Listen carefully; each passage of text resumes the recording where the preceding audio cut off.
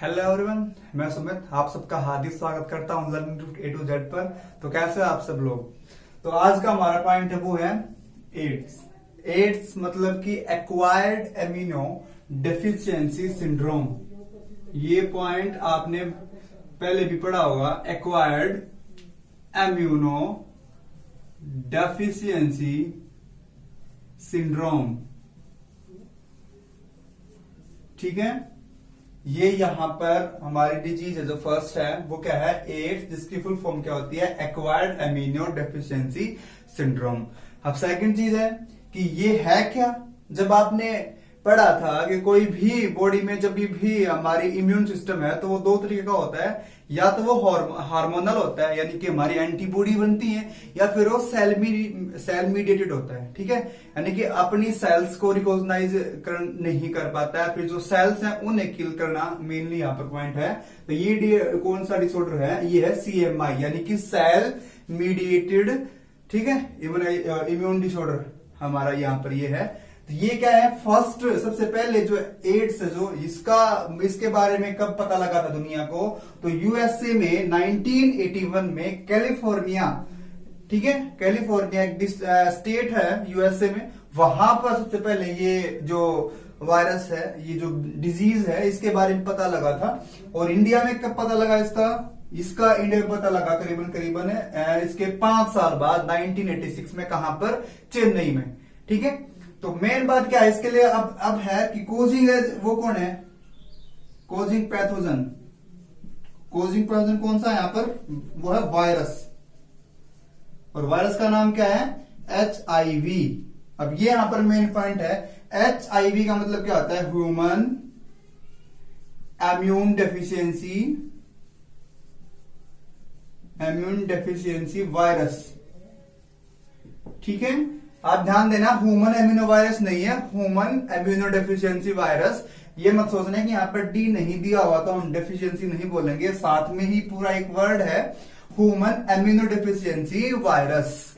ठीक है, अब बात करते हैं कि ये जो है HIV, अब ये सबसे पहले आइडेंटिफाई हुआ 81 में, पर आज क्या चला हुआ है 2020, करीबन 30 साल हो चुके हैं, पर फिर भी हम आज तक हमारी मेडिकल साइंस इतनी मतलब कामयाबी पर नहीं पहुंच पाई कि हम HIV के रिगार्डिंग कोई भी इसकी वैक्सीन या फिर इसकी जो मेडिसिन है वो हम इसको एक किस्म से ढूंढ पाए, वो हम आज तक नहीं कर पाए हैं। ठीक है, अब क्या होता है, जो HIV वायरस है इसका इंक्यूबेशन पीरियड मतलब होता है एक रेस्टिंग पीरियड होता है, जिस टाइम पर कोई भी पैथोजन टाइम लेता है अपने पीक पर पहुंचने पर किसी भी होस्ट के अंदर।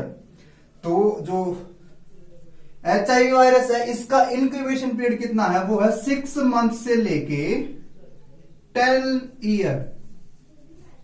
ठीक है, 6 महीने से लेकर 10 साल तक का इंक्यूबेशन पीरियड हो सकता है। आप इसको ऐसा लेके चलो कि अगर आज आपको इन्फेक्शन हुआ है HIV का, तो इसके सिम्टम्स और इससे जो आपको परेशानी होने वाली है वो सब परेशानी आपको 6 महीने में पता लग जाएंगी, और 2030 यानी कि 10 साल बाद तक भी आपको पता नहीं लगेगा, यानी कि आप पूरे 10 साल HIV के साथ रह लोगे और आपको पता नहीं लगेगा, और 10 साल बाद ये अपने सिम्टम्स हैं जो आपको शो करता है कि ये आपकी बॉडी के अंदर है। ठीक है, तो अब बात आती है कि यहां पर डिजीज नहीं बोलकर इसे सिंड्रोम क्यों बोला गया है। अब बात आती है ये जो कि इसका 10 स्टार क्वेश्चन है कि सिंड्रोम क्या होता है। ठीक है, जैसे पहले आपने जेनेटिक डिसऑर्डर पढ़ा था, डाउन सिंड्रोम, ठीक है, क्लेनफेल्टर सिंड्रोम, टर्नर सिंड्रोम। तो ये क्या होते हैं, सिंड्रोम का मतलब क्या होता है कि ग्रुप ऑफ डिजीज। याद रखना, सिंड्रोम मतलब क्या होगा, ये डिजीज नहीं होता, ये होता है ग्रुप ऑफ डिजीज, जिसमें कोई एक दिक्कत नहीं होती, हमारी बॉडी में बहुत सारी दिक्कत होती है। ठीक है, तो अब ये करता कैसे है ये काम अपना, HIV है जो कैसे अपने जो भी इसका काम उसको अंजाम कैसे देता है, अब मेन बात हमने ये पढ़नी है। तो सबसे पहले आपको ध्यान रखना, एड्स मतलब कि acquired immuno deficiency syndrome, causing agent कौन है इसका, वो है HIV, human immuno deficiency syndrome. ये क्या है, एक वायरस है। और वायरस आपको पता है दो तरीके के होते हैं, एक होते हैं एडिनो वायरस और एक होते हैं रेट्रो वायरस। अब मेन डिफरेंस क्या है इनमें, एडिनो वायरस वो होती है जिसका जीनोमिक मटेरियल DNA होता है, और रेट्रो वायरस क्या होते हैं जिनका जीनोमिक मटेरियल क्या होता है, RNA होता है। ठीक है, तो इसका जीनोमिक मटेरियल क्या है, वो है RNA। तो ये क्या है, एक रेट्रो वायरस है। अब रेट्रो वायरस को राइनो वायरस से मत मिक्स कर देना, राइनो वायरस फ्लू क्रिएट करता है, रेट्रो वायरस वो होते हैं जिनके पास RNA होता है एज ए जेनेटिक मटेरियल। ठीक है, उसमें DNA की बजाय सिंगल स्टैंडर्ड RNA प्रेजेंट होता है। ठीक है, अब बात है ये पहली बार कहाँ डिस्कवर हुआ था, पता कब लगा, यानी कि आइडेंटिफाई कर सकते हैं, क्योंकि ऐसा नहीं है कि ये सबसे पहले हुआ ही था, सबसे पहले आइडेंटिफाई किया था कि ये भी डिजीज है। तो कहाँ, कैलिफोर्निया में, USA कंट्री है, 1981। इंडिया में है जो ये करीबन 86 के करीब, चेन्नई में सबसे पहला केस रिपोर्ट हुआ था। आज के टाइम पर इंडिया में करीबन 2 मिलियन पेशेंट्स हैं जो कि HIV से संक्रमित हैं। ठीक है, HIV इन्फेक्शन है जो कितने हैं, वो टोटल 2 मिलियन यानी कि 20 लाख के करीब है जो वो इंडिया में, और पूरे वर्ल्ड में करीबन 2.5 से 3 करोड़ आदमी ऐसे हैं जो कि HIV से संक्रमित हैं, यानी कि वो एक किस्म से लगा लो कि वो बिल्कुल, अब इसके बाद इसका इलाज तो है नहीं, तो जितने दिन आदमी जी सकता है वो जीतता है, उसके बाद उसकी अल्टीमेट डेथ हो जाती है, क्योंकि जब जिस चीज का इलाज नहीं होता तो वो, और स्ट्रॉन्ग वायरस है तो वो क्या करता है, वो अब अपने जो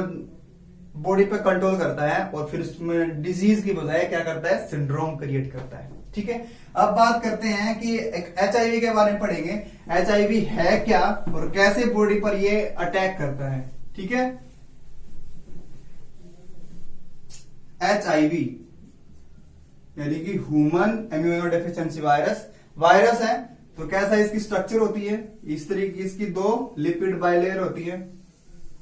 ठीक है, बीच में यहां पर क्या होगा इसका, ये क्या है, RNA। कौन सा मटेरियल होगा इसका, जेनेटिक मटेरियल RNA। आसपास यहां पर क्या होते हैं, ये प्रोटीन कैप्सिड होता है, ये प्रोटीन से बना है। ये क्या है, यहां पर T लाइक स्ट्रक्चर होती है।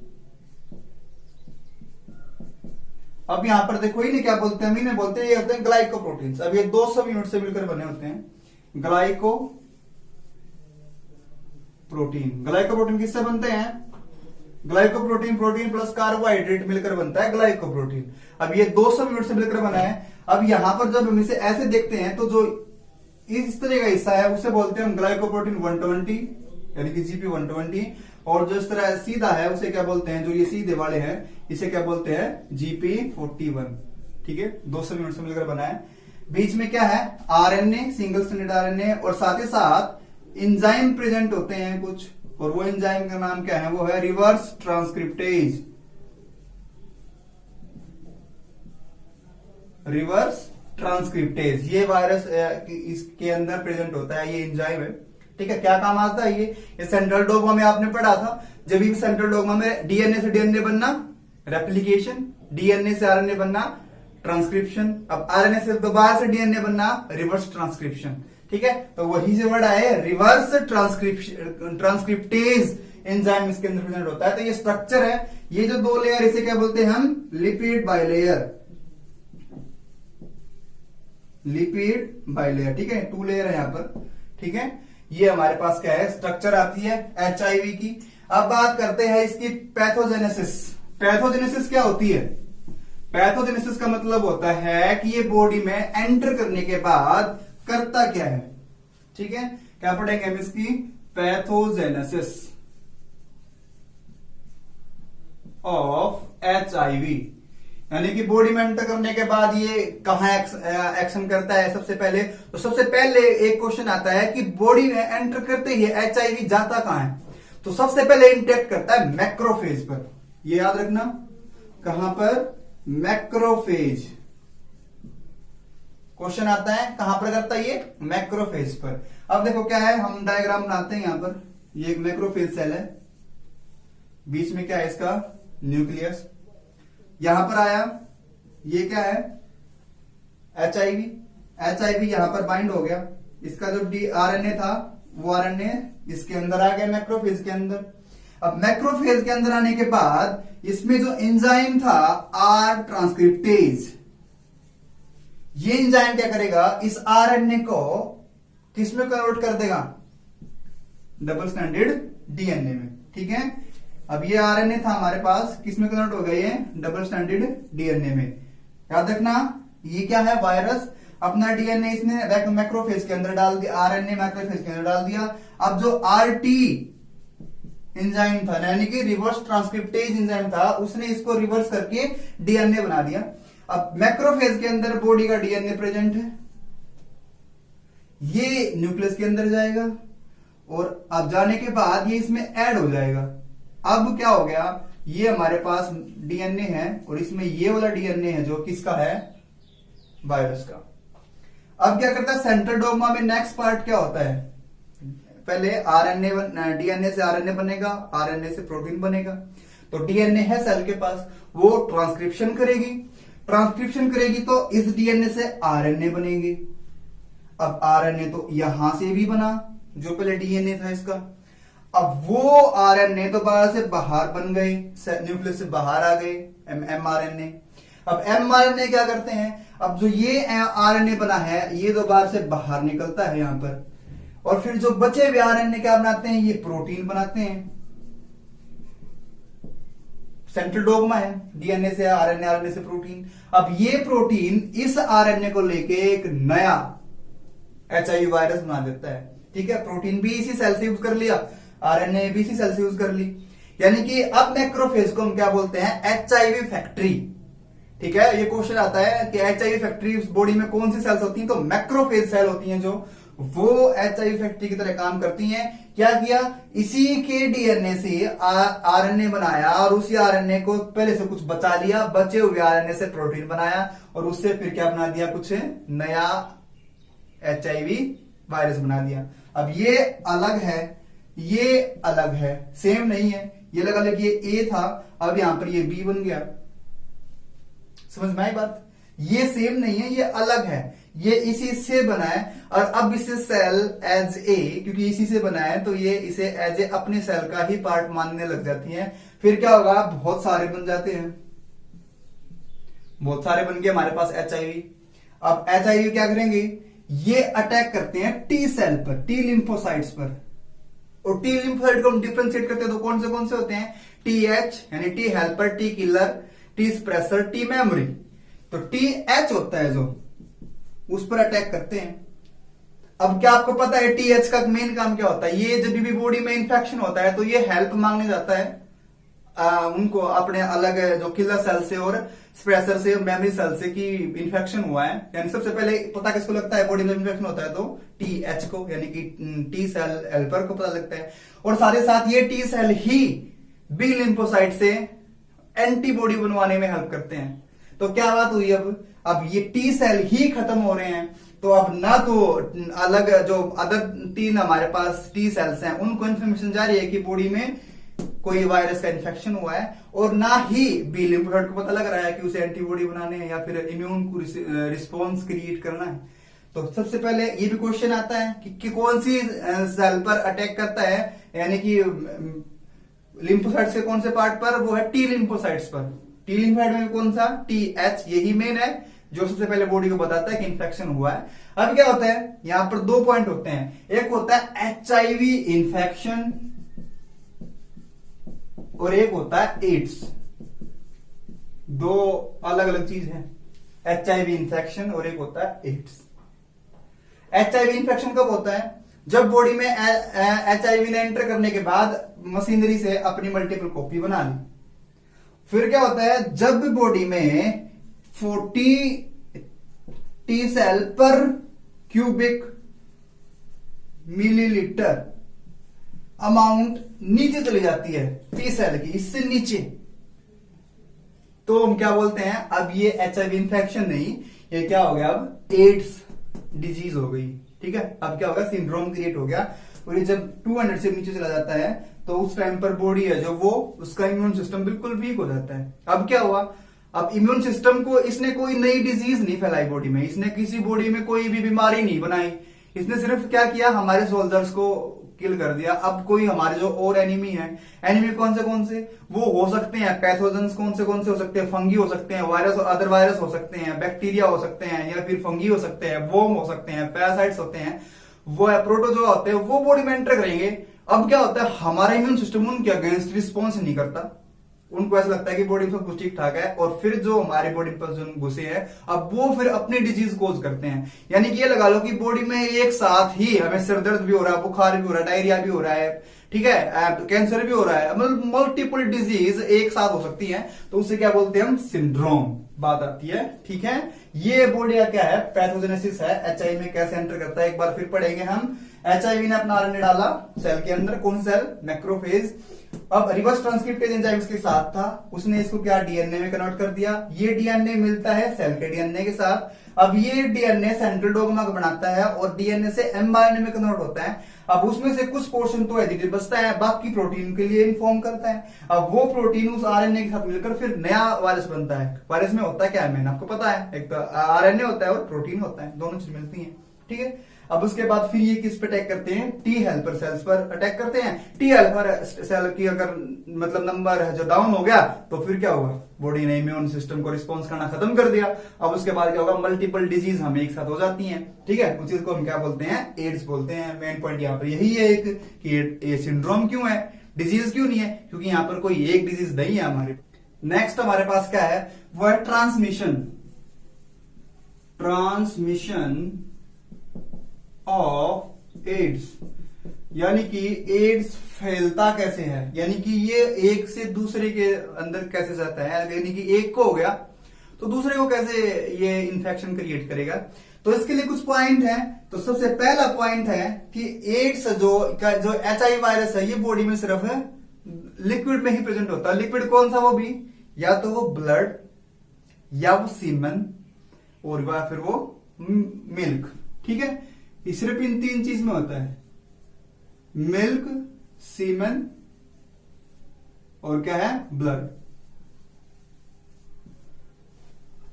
अगर इन तीन चीजों से हम दूसरे मतलब कोई भी फर्दर हेल्दी है तो उसको इन तीन चीजों से, इन्फेक्टेड पर्सन की इन तीन चीजों से अगर हम उसे प्रिवेंट करते हैं तो बचा सकते हैं, तो वो कोई भी हेल्दी पर्सन वो इन्फेक्शन नहीं होगा उसके अंदर।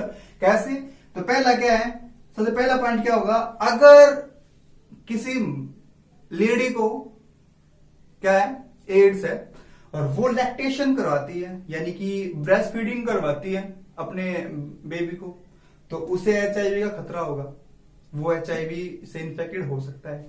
या फिर कोई प्रेग्नेंट वुमेन ऑलरेडी क्या है, इन्फेक्टेड एचआईवी से और उसके यूट्रस में बेबी है बिफोर बर्थ, तो वो जो प्लेसेंटा से फ्लूइड ट्रांसपोर्टेशन हो रहा है, सर्कुलेशन हो रहा है, उसमें जो बेबी होगा पेट के अंदर उसके पास भी क्या होगा, ठीक है, वो भी एड्स से क्या हो जाएगा, इफेक्टेड हो जाएगा। ठीक है, सीमन से कैसे होगा, जब भी हम फिजिकल रिलेशन करते हैं अपने पार्टनर के साथ, तो अगर हमारे पार्टनर, हम अगर मल्टीपल पार्टनर्स रखते हैं यानी कि एक से ज्यादा के हमारे जो सेक्सुअल इंटरकोर्स करने के पार्टनर होते हैं वो मल्टीपल हैं, तो फिर हमें मतलब कि इन्फेक्शन हो सकता है, क्योंकि यूरोजेनिटल पॉइंट से भी एचआईवी एंटर करता है। ठीक है, अब बात करते हैं सीमन से और कैसे इसको अवॉइड कैसे कर सकते हैं।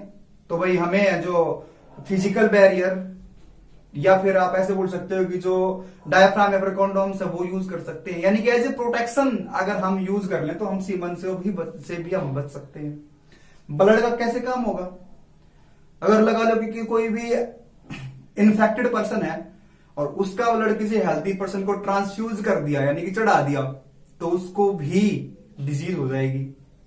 ठीक है, और उसके बाद क्या है, अगर आप सिरिंज यूज कर रहे हो, सिरिंज क्या होती है, सुई, निडल, अगर इंजेक्शन यूज कर रहे हो आप किसी एक को लगाया और फिर वही बिना स्टरलाइज किए या फिर बिना डिस्पोजल किए वही सेम किसी और को लगा दिया, तो एचआईवी वायरस हेल्दी पर्सन में भी ट्रांसफर हो जाएगा फ्रॉम मतलब कि इन्फेक्टेड पर्सन से।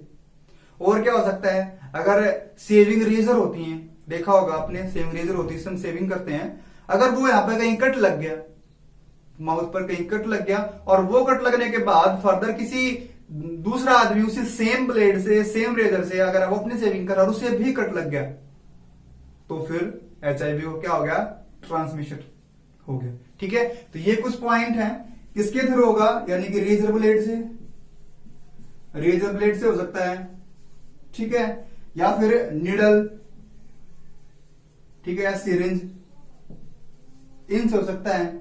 ठीक है, फिर है अनहेल्दी सेक्सुअल इंटरकोर्स, ठीक है, फिर क्या होगा, ब्लड ट्रांसफ्यूजन से,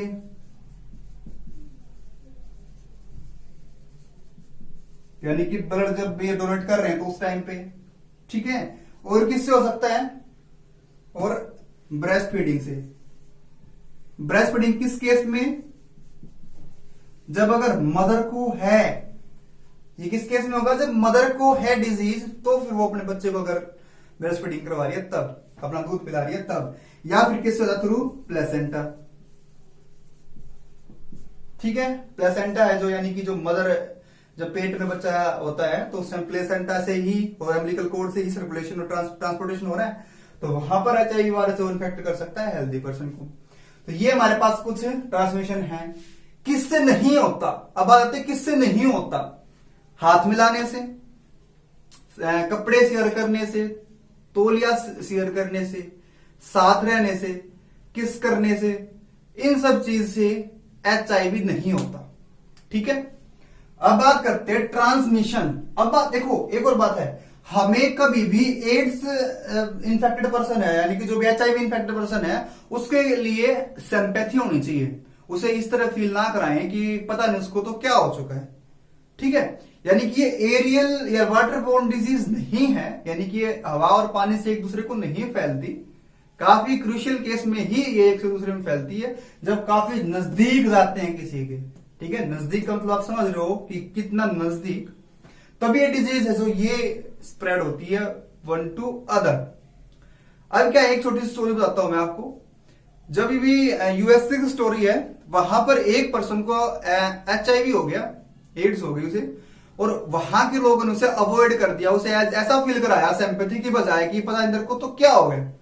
तो उससे वो HIV इन्फेक्टेड पर्सन स्ट्रेस में हो गया और उसने बदला लेना चाहा, और क्या किया, उसने अपना थोड़ा सा ब्लड निकाला और ऐसे बहुत सारों को ऐसे चुबाता गया कहीं पीठ में, उसने अपने आसपास कईयों को इन्फेक्टेड कर दिया। यानी ये किस्म से वो क्या हो रहा था, वो परेशान हो गया कि ये दुनिया मेरे साथ क्या कर रही है, बल्कि पता है ये डिजीज ऐसे साथ रहने से, मिलने बोलने चालने से, या फिर टच करने से, हैंडशेक करने से नहीं फैलती। तो यहां पर कमी किसकी है, वो है एजुकेशन की। ठीक है, अब बात करते हैं हम, हमारा नेक्स्ट पॉइंट है वो है कि पता कैसे लगाएं कि यहां पर ये डिजीज है। तो इसको आइडेंटिफाई करने का तरीका क्या है, वो है एलिजा टेस्ट। ये एलिजा टेस्ट होता है, कुछ ही मिनट में पता लग जाता है, सिर्फ 10 मिनट में पता लग जाएगा। ब्लड सैंपल लेते हैं, इसकी स्ट्रिप पर डालते हैं, फिर बैंड आते हैं, जैसे प्रेगनेंसी टेस्ट करते हैं ना, ऐसे ही इस पर टेस्ट आते हैं, कंट्रोल और एक सैंपल टेस्ट आता है। ठीक है, इस तरीके से। तो एलिजा का मतलब क्या होगा, ये होता है एंजाइम लिंक्ड इम्यूनो सोर्बेंट एसे। ठीक है, स्ट्रिप टेस्ट होता है ये। ठीक है, स्ट्रिप टेस्ट पता होगा ना, एक स्ट्रिप आती है, उस पर ब्लड को हम डालते हैं। तो क्वेश्चन आता है कि क्या, कौन सा टेस्ट हम करते हैं जिससे पता लगता है कि HIV इन्फेक्शन है, तो कौन सा होगा, वो एलिजा टेस्ट। अब इसके बाद बात करते हैं कि अगर हो जाए तो क्या करें। अगर हो जाए तो क्या करें, तो क्योर इसका कुछ नहीं है, कोई इसकी मेडिसिन नहीं है, कोई इसका वैक्सीनेशन नहीं है। इसके लिए क्या करते हैं, हाँ, हम इसके जो सिम्टम्स हैं उनको रिड्यूस कर सकते हैं by antiviral drugs. Antiviral drug से क्या करते हैं, हम इसके सिम्टम्स को रिड्यूस कर सकते हैं, पर ये डिजीज का क्योर नहीं है। सिर्फ हम इसे लगा लो कि कुछ थोड़ा सा कंफर्टेबल फील करा सकते हैं, पर इसका इलाज नहीं है। ठीक है, यानी कि precaution is better than cure, हमें हमारा बचाव ही हमें सबसे बड़ी इसका क्योर है। तो अब बात करते हैं प्रिकॉशंस क्या क्या है। ठीक है, या फिर प्रिवेंशन, सावधानियां क्या क्या बरतें हैं। तो मेन क्या सावधानी इसकी, वो है एजुकेशन। कौन सी एजुकेशन? Health education. आपके आसपास सबको नॉलेज दो कि भाई कोई ये डिजीज कैसे फैलती है, कैसे हम इसको बचा सकते हैं। ठीक है, कैसे हम इस चीज को बढ़ाने से रोक सकते हैं। ठीक है, तो हेल्थ एजुकेशन हमने देनी है। जैसे कि पता आपको 1 दिसंबर एड्स डे के सेलिब्रेट करते हैं। ठीक है, कौन सा? 1 दिसंबर। साइन क्या होता है एड्स का? एक है रेड रिबन। क्या बोलते हैं इसे हम? Red ribbon. ये साइन होता है ताकि हम अवेयरनेस फैलाएं अपने समाज में। ठीक है, सेकंड क्या होगा? स्टरलाइजेशन। स्टरलाइजेशन क्या होता है? यानी कि डिसइंफेक्शन करेंगे हमारे जितने भी हम जो भी यूज करते हैं, जैसे कि सिरिंज हो गई, हम उसे डिस्पोजल कर सकते हैं। नेक्स्ट पॉइंट हो गया डिस्पोजल। डिस्पोजल किसे करेंगे हम? सिरिंज को। ठीक है, स्टरलाइज किसे करेंगे हम? जैसे कि जो हमारा सेविंग ब्लेड है, ठीक है, उसे डिसइंफेक्टेड कर सकते हैं, उसको अल्कोहल से वाइप कर सकते हैं, उसे हम थोड़ा सा गर्म पानी में या फिर 121 पे ऑटोक्लेव कर सकते हैं। ठीक है, जितने भी हमारे सर्जिकल इंस्ट्रूमेंट होते हैं उन्हें हम क्या करना चाहिए? हमें उसे क्या करना है? डिसइंफेक्टेड करना है, यानी कि स्टरलाइज करना है। स्टरलाइज का मतलब क्या होता है? यानी कि मिनिमल चांस कर देते हैं कि कोई भी किसी भी सरफेस पर कोई वायरस नहीं है। उसके बाद नेक्स्ट फोर्थ क्या? डिस्पोजल, यानी कि जो सिरिंज नीडल है उसे एक बार यूज करने के बाद फेंक दें, रीयूज ना करें। डिस्पोजल है। उसके बाद क्या है? Screening before transfusion. स्क्रीनिंग क्या करेंगे? यानी कि जिसका भी हमें ब्लड चाहिए पहले उस पर टेस्ट करेंगे, उसको देखेंगे कि इसके पास जो इसका ब्लड है क्या वो HIV कैरियर तो नहीं है। ठीक है, तो क्या करेंगे? स्क्रीनिंग करेंगे। फिर क्या है? प्रोटेक्शंस ड्यूरिंग सेक्सुअल इंटरकोर्स, यानी कि जब भी फिजिकल रिलेशन बनाते हैं तो उस टाइम पर प्रोटेक्शंस हैं जो वो यूज करनी चाहिए, जिससे क्या हो सकता है? HIV इसका इन्फेक्शन नहीं होगा। इसके बाद 6th है, वो है मोनोगैमस